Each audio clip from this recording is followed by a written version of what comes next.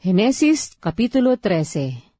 At umahon sa timugan si Abram mula sa Ehipto, siya at ang kanyang asawa, at ang lahat ng kanyang tinatangkilik, at si Lot na kanyang kasama. At si Abram ay totoong mayaman sa hayop, sa pilak at sa ginto.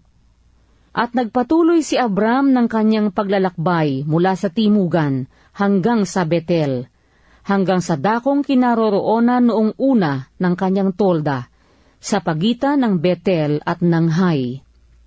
Sa dako ng dambana na kanyang ginawa roon ng una, at sinembitla doon ni Abram ang pangalan ng Panginoon. At si Lot man na kasama ni Abram ay may tupahan at bakahan at mga tolda, at sila'y hindi makayanan ng lupain, na sila'y manahan na magkasama, sapagkat napakarami ang kanilang pag-aari, na anupat hindi maaaring manirahang magkasama.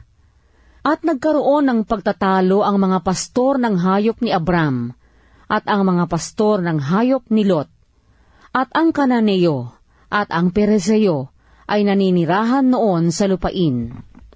At sinabi ni Abram kay Lot, "Ipinamamanhi ko sa iyong huwag magkaroon ng pagtatalo, ikaw at ako, at ang mga pastor mo, at mga pastor ko, sapagkat tayo'y magkapatid. Di ba ang buong lupain ay nasa harap mo? Humiwalay ka nga sa akin.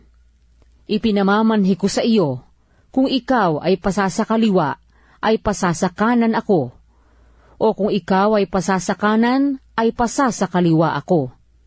At itiningin ni Lot ang kanyang mga mata, at natanaw niya ang buong kapatagan ng Hordan, na pawang patubigan na magaling sa magkabi-kabila kung pasasasawar.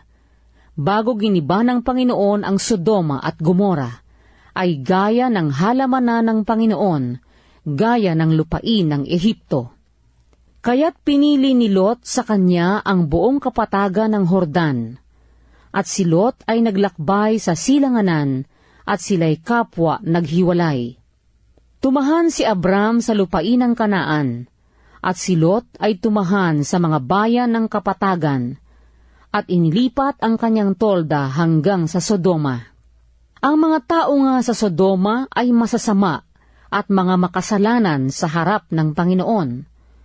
At sinabi ng Panginoon kay Abram, pagkatapos na makahiwalay si Lot sa kanya, "Itingin mo ngayon ang iyong mga mata, at tumanaw ka mula sa dakong iyong kinalalagyan, sa dakong hilagaan, at sa dakong timugan, at sa dakong silanganan, at sa dakong kalunuran. Sapagkat ang buong lupaing iyong natatanaw ay ibibigay ko sa iyo, at sa iyong binhi magpakailanman. At gagawin kong parang alabok ng lupa ang iyong binhi, na anupat kung mabibilang ng sinuman ang alabok ng lupa, ay mabibilang nga rin ang iyong binhi. Magtindig ka, lakarin mo ang lupain, ang hinaba-haba at niluwang-luwang niyan, sapagkat ibibigay ko sa iyo." At binuhat ni Abram ang kanyang tolda, at yumaon, at tumahan sa mga punong ensina ni Mamre na nasa Hebron, at siya'y nagtayo roon ng dambana sa Panginoon.